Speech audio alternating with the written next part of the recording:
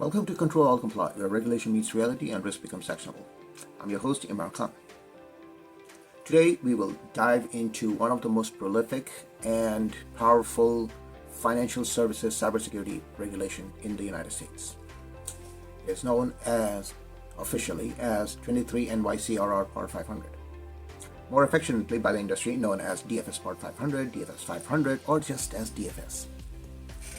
The regulation first took into effect in March 2017.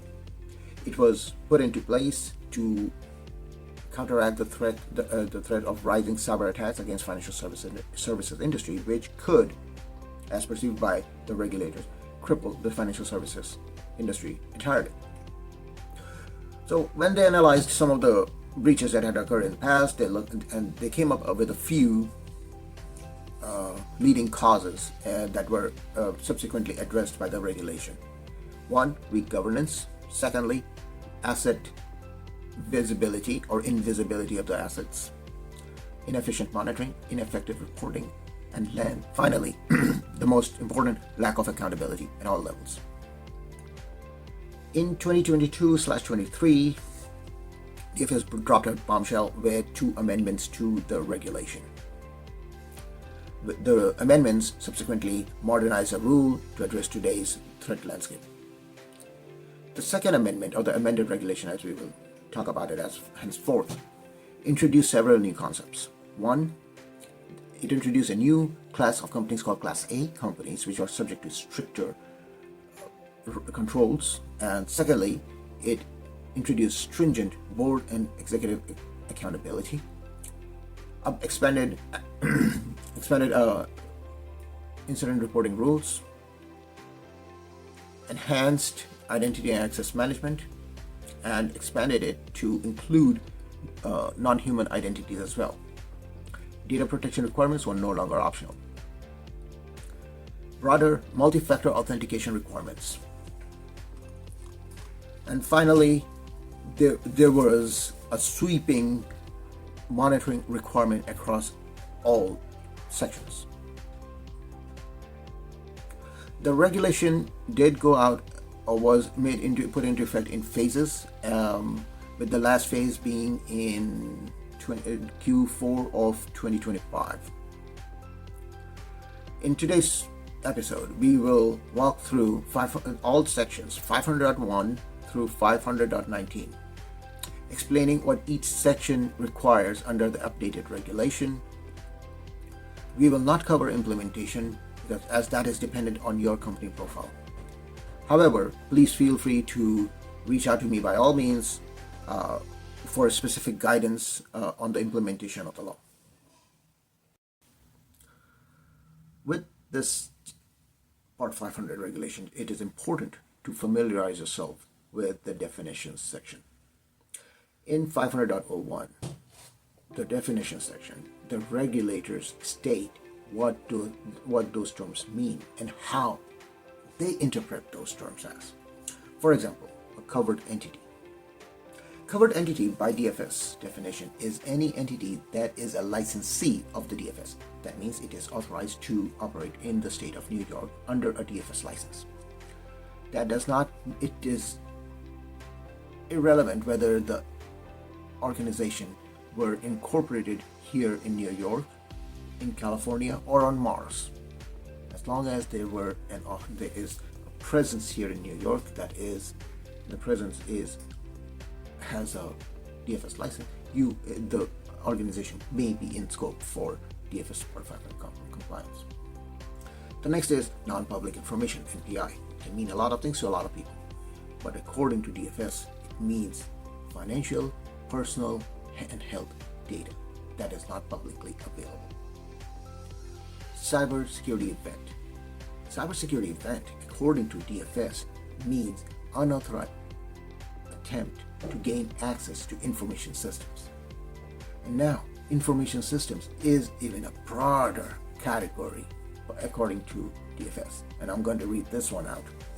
Information systems means a discrete set of electronic information resources organized for the collection, maintenance, sharing, dissemination, disposition of electronic information, as well as any specialized systems such as industrial/process controls, telephone switching, private byte exchange system, and environmental control systems. It is very broad. It means everything electronic. Now, as I said earlier, this regulation also introduced a Class A company category. Now, Class A companies was, of course, defined in the definition section. And Class A companies means a company that has at least $20 million from all of its operations in revenue, including its affiliates, no matter where they are located. Now, there's an additional criteria that the covered entity should also, to be Class A, should also have more than 2,000 employees worldwide, or have a global turnover of $1 billion in annual revenue. Now, when it comes to affiliates, there is one provision that is often overlooked at, and I will give you that teeny-weeny detail in right now. Affiliate scope is only applicable to those affiliates that have that share information security, information systems, information security, or the cybersecurity program, either in whole or in part of the covered entity. Let that sink in. In the opening section of the DFS Part 500, the regulator, New York Department of Financial Services, placed great emphasis on having a cybersecurity program. It requires all Class A companies to have a documented cybersecurity program that is designed to protect information systems, protect non-public information, detect cybersecurity events, and respond and recover from cybersecurity incidents. The Second Amendment goes one step further by mandating that all Class A companies have their cybersecurity program be independently validated. So the terms independent audits, cybersecurity events, incidents, information systems, non-public information are all terms that have been predefined in Section 500.01, the definition section. Essentially, what the regulator is getting to is that the security programs at these Class A institutions is not simply documented. It is that the program is also independently validated. The frequency of validation is not specified in the law. It is based on a risk assessment. Now, we'll come to that in Section 500 when we discuss Section 500.09 risk assessment. But what you should take away from here is that while you have your program documented and implemented, the frequency of those audits can vary company to company. Some companies might do it every 6 months, some every annually, and some might even do it every 2 years. It all depends on what your assessment is, but be consistent.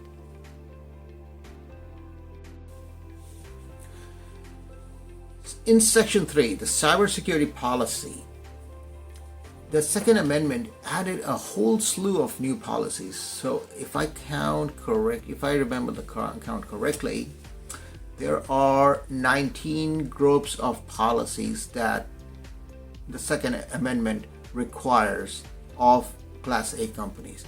They range from anything from managing asset inventory to access management, incident response, cybersecurity operations, vendor security, vulnerability and threat management, obsolescence management, etc., etc.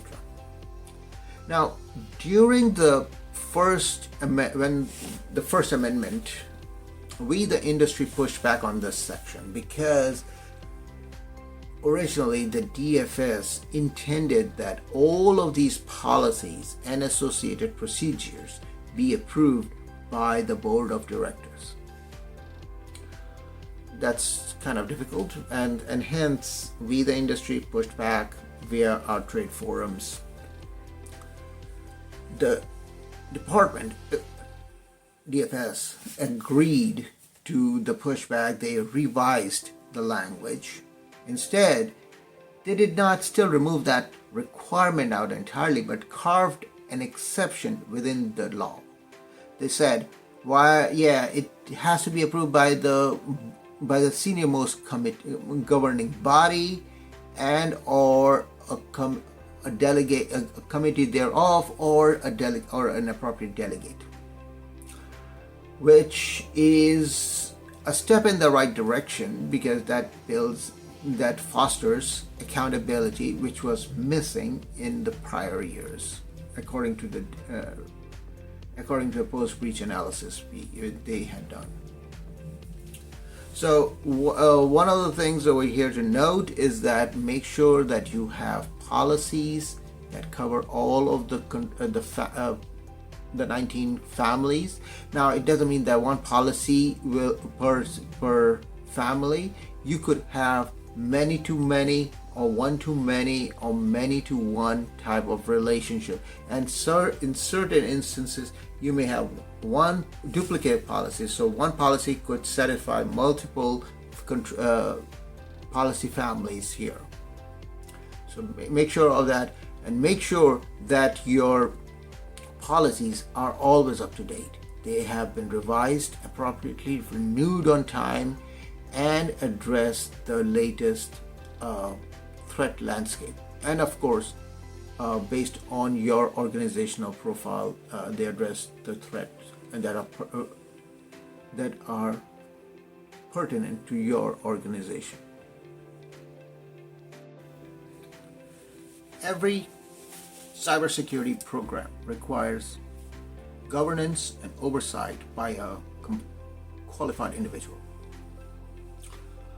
New York DFS mandated very early on in section 500.4 the requirement to designate a qualified chief information security officer to oversee the program.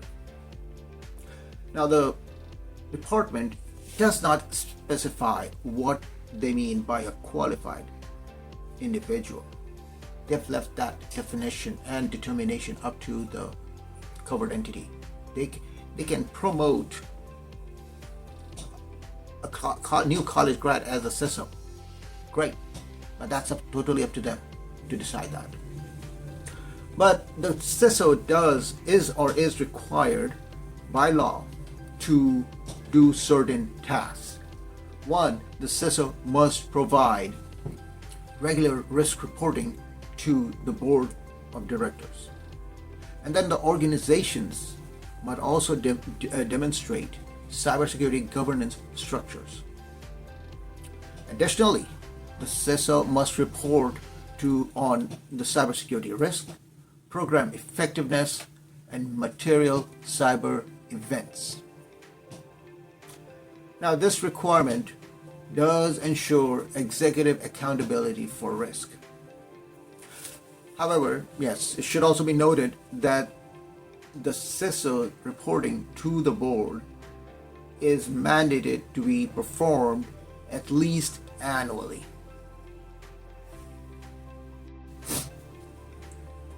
Now, if you look at some of the breaches that have occurred, a lot of them can be attributed to vulnerabilities in the infrastructure or in the applications, or whichever mode of entry it was. DFS has noted that, and since the first version of the law, they have placed great emphasis on vulnerability management and detection. Currently, DFS requires that a vulnerability test be conducted a vulnerability management program be designed using a risk-based approach. Now, here's a big problem. That's what they said in the first paragraph of this section, which is design a risk-based vulnerability management program. Later down in the section, they say that the covered entity must conduct at least on an annual basis a penetration test exercise.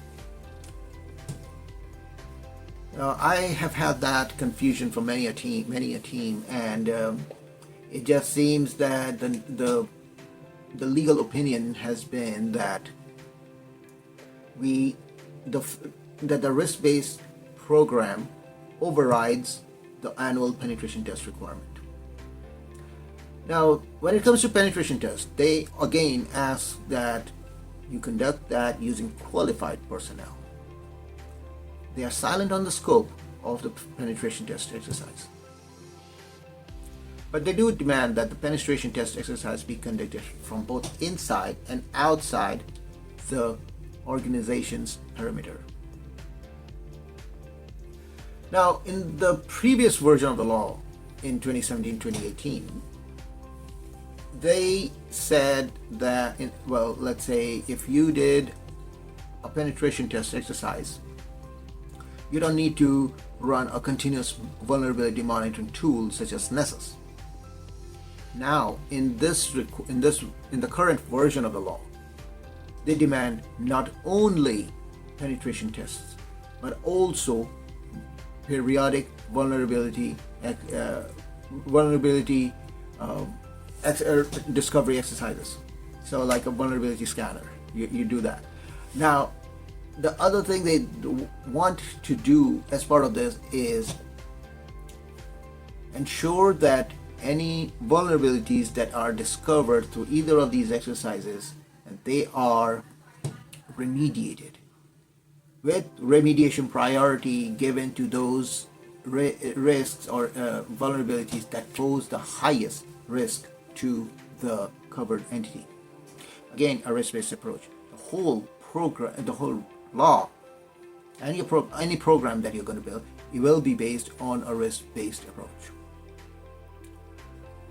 The idea behind the two exercises running concurrently or one after the other is to ensure that organizations discover weaknesses proactively before attackers do.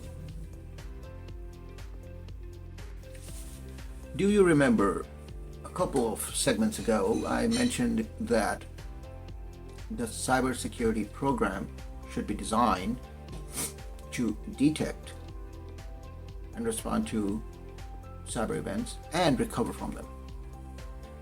So how do you do that? This is where Section 6, audit trails, comes into play. DFS realized that there are two ways we're going to detect anomalies in our systems. One is from security events, right? So let's say the ones that you catch from your authentication layers, from your application, from your network and your firewalls, etc.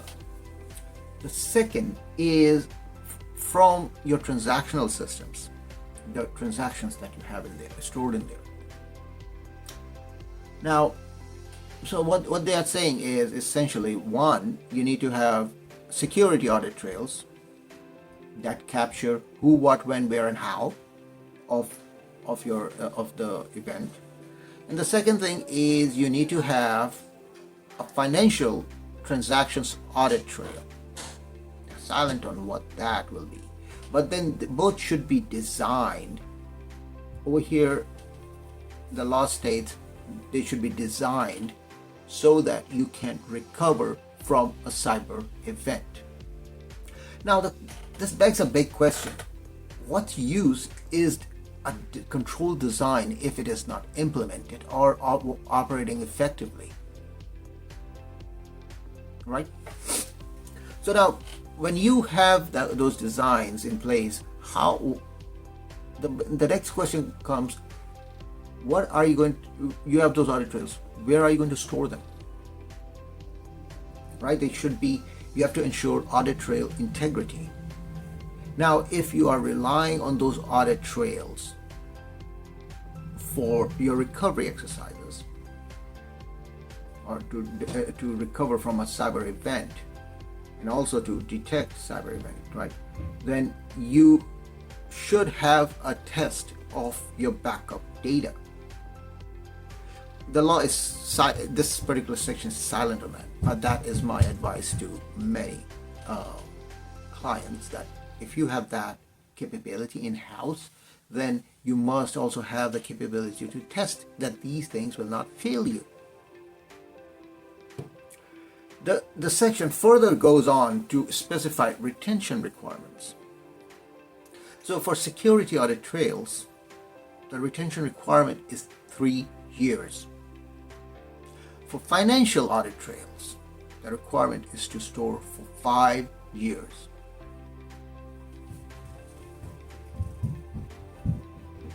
The Second Amendment considered a common breach pattern, which is attackers exploiting privileged accounts. One of the most infamous breaches that comes to mind is Anthem Blue Cross Blue Shield PHI breach in 2017. Now, consequently, the amendment emphasized the privileged access monitoring and segmentation to protect sensitive systems. In the amended 500.7 section, DFS mandates covered entities to 1. Implement restriction on the use of privileged access. 2. Review user access periodically and at least annually. Restrict use of privileged access. Revoke unneeded access timely. Revoke access of terminated accounts and of users following their departure from the organization. Now, we also know that passwords are used commonly for user authentication. DFS limits the use of passwords and to implement secure mechanisms for authentication. Now, if passwords are to be used, which is possible for, let's say, legacy applications, the organization or the covered entity is required to implement a password policy that meets industry standards. In addition, if the passwords were used, the covered entity is required and obligated to limit the use of commonly used passwords such as password 123, password 1, etc. These can be found in rainbow tables. Additionally, the section requires the covered entity to enforce the use of secure protocols, especially protocols that permit remote access or remote control of devices. Therefore, RDP is out of the question because RDP is generally considered insecure when exposed directly to the internet. Now, there are instances where an entity cannot meet the password requirements that are stated in the law or meet its own password policy. In those cases, the CISO must approve the use of reasonably equivalent or more secure compensating controls. And this approval must be granted yearly.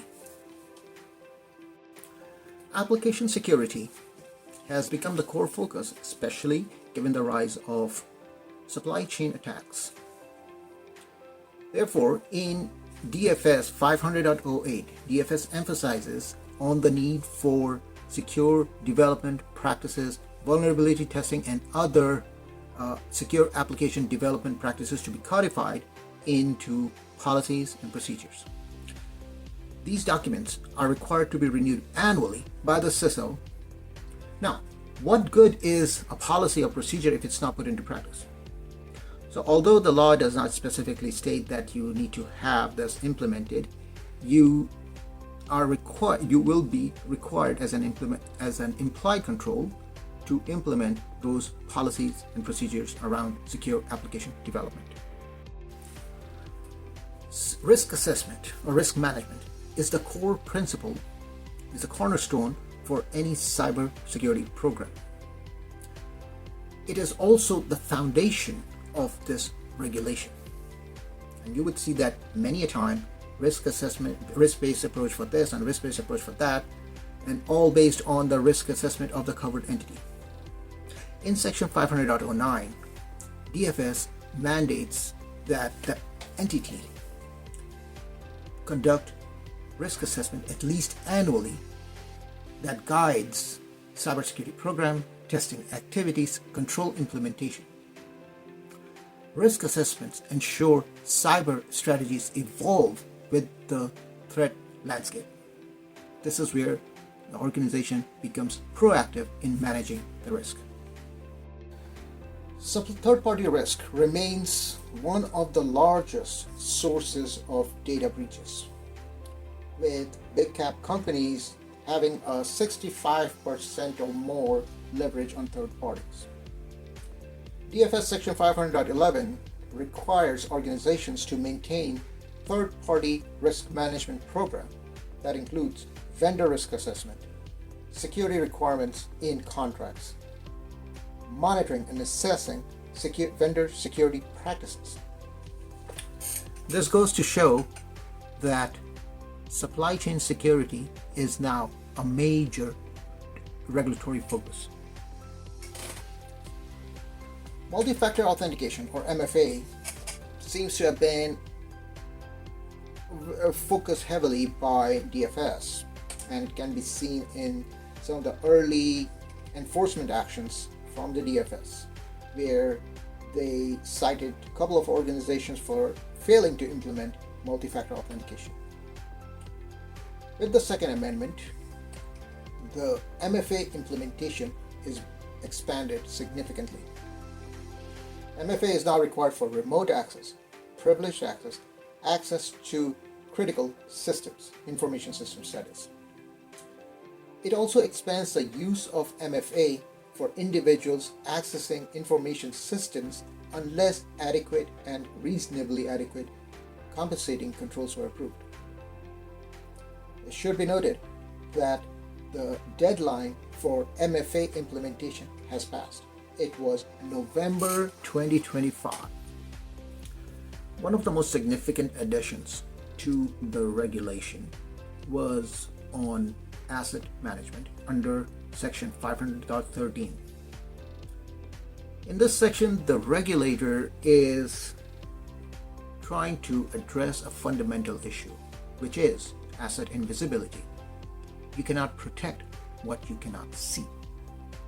So as part of asset management, it requires covered entities to maintain detailed inventories of hardware, software, and information systems, which is a broader definition. The inventories must track relevant attributes such as location, owner, end of life, version, software versions, hardware versions, etc.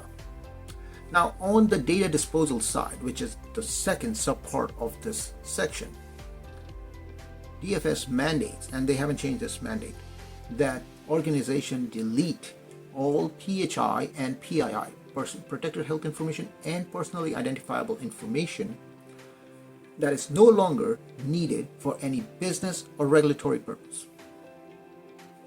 Now, should data be needed beyond its legal or organizationally mandated retention period, then for a legal or regulatory purpose, then an exception is crafted for that.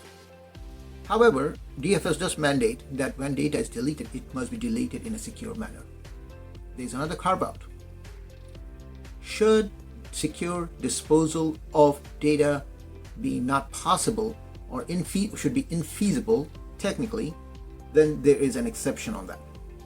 So my take on this, if you do have such situation, you cannot just document it. It must be documented as a risk acceptance with appropriate compensating controls approved by the CISO.